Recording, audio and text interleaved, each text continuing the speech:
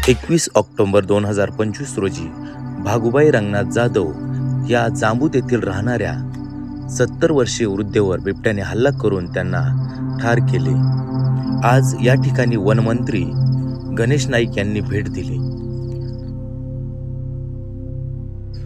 आपल्याशी संवाद साधताना त्या दिवशी घडलेला संपूर्ण घटनाक्रम त्यांच्या नातवाने सांगितला. आले होते इकडून सकाळच्या बरी 6:15 आसपास आले होते आणि टॉयलेट मध्ये जायचं होतं. आधी ते मॉर्निंग वॉक म्हणून चालले होते करीत, म्हणजे आधी करत होते ना. या इथं आजीला पकडलं, इकडून बिबट्याला असं मोकळ्या राहणार येतात ना, आणि इथं आजीला पकडलं.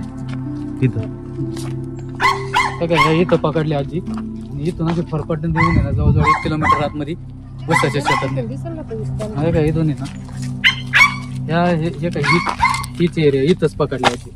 इकडून असं आला होता आणि तिकडे ते ऊस दिसतोय का, तिकडे नेलं त्यांनी ओढत. त्यावेळेस आजींचा मुलगा बाबा ते इथं होते ना, गाई वगैरे तिकडे गेले वारू, त्या साईडला गाय बांधून ते तिकडे पलीकडे गेले होते.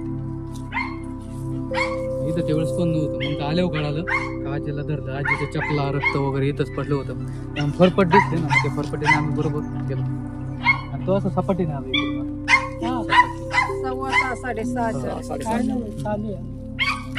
1 किलोमीटर नेला समजा, असं वाकडं तिकडे जवळजवळ ना, वस्तातून असं मधून मधून जवळजवळ 1 किलोमीटर नेलं. साडी गावली निम्मे याच्यापर्यंत, निम्मे याच्यात साडी गावली. पुढं फरफटने बरोबर गेले. इथे त्या सोलरच्या तिथं आहे ना, तिथं साडी गावली. सगळी आजीला मोकळी गेली. गोडे आणि ते पण लगेच पाहिलं म्हणून वाचली, नाही तर काहीच नसतं राहिलं आजी. वाचलं मग आम्हाला ते भेटलं, ते सुद्धा भेटलं नसतं. आम्ही जर लगेच तासभरात तपास नसता केला. नाही इथं लगेच रक्त दिसलं, लगेच फोन केले, लगेच सगळे आम्हाला. इथं रक्त दिसलं ना, लगेच संशय आला मला. एवढी सगळी होतो, आम्ही काय प्रश्नच नाही. आम्ही स्वतः समजा केले हे केले.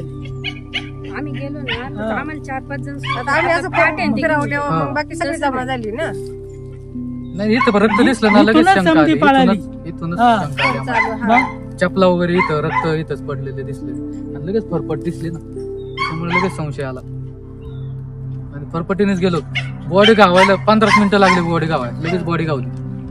त्याची फरफट. हा आम्हाला तर मेन तोच प्रश्न पडलाय, वाघ कशासाठी लागत आहे त्यांना. आम्हाला माहित नाही त्यांना कशासाठी लागत आहेत एवढे वाघ. पण आमच्याकडे नका ना सोडू. तुम्ही जे आम्हाला 25 लाख रुपये येतात ना, तुम्ही त्यांनाच त्याचं खाया घाला. आम्हाला नाही लागते तुमचे पैसे, पण तुम्ही ना ते वाघ घेऊन जा इथून. आज आमचे पोरं शाळेत जायचे, आम्हाला शेतात काम करायचे, आम्हाला साधं घरी पाणी नसलं ना, आमच्या गडी माणसं आमचा म्हणजे गाडी चालवी देते. हे जर घरी नसले ना, आम्हाला पाणी सुद्धा नसते, पण आम्ही मोटर चालू करायला जातो, कारण की चौकून ऊस आहे आणि भीती वाटते. मग यांना सरकारला वाघ कशासाठी लागत आहे हे काय आम्हाला माहित नाही, पण यांनी यांचं ते बंदोबस्त करावं, त्यांचं एवढंच म्हणणे आमचं. नाही आश्वासन काय विचारलं, फक्त विचारपूस केली आणि होईल सगळं. 5 मिनिटं बसले गेले.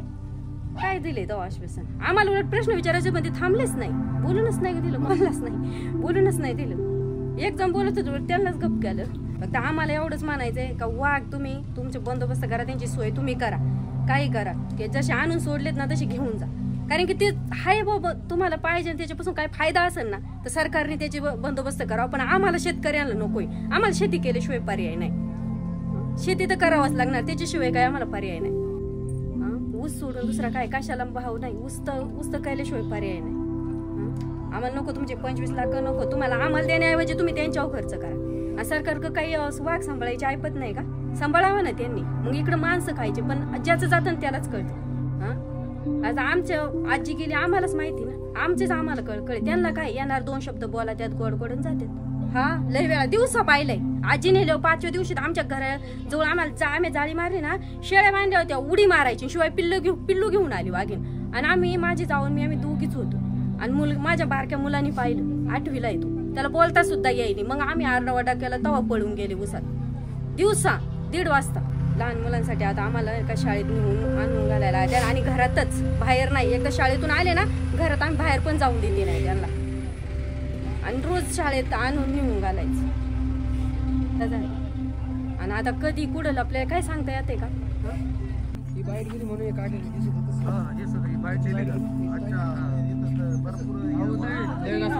आता हे काढायला लागले पाटाचं काम चालू आहे ना, मी बाईट गेल्यामुळे आता काम चालू केलं, नाही तर ते काम पण चालू होतं आताशी जागा हो. गावात माजलेलं होतं पूर्ण. हा असं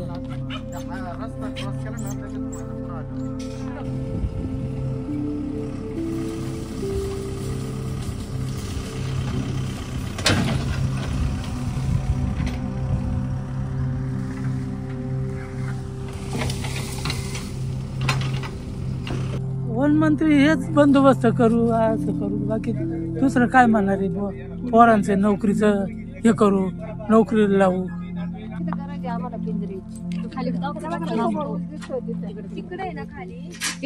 तिथं आजीला नेली होती, तिथंच वाघ पकडायला अजून सुद्धा तिथंच खेळतोय आम्ही. पाहिला तिथंच येऊ, सकाळी वाघ पकडा, संध्याकाळी 8-9 वाजता परत तिथंच रस्त्याला वाघ दिसलेला आहे त्याच रात्री.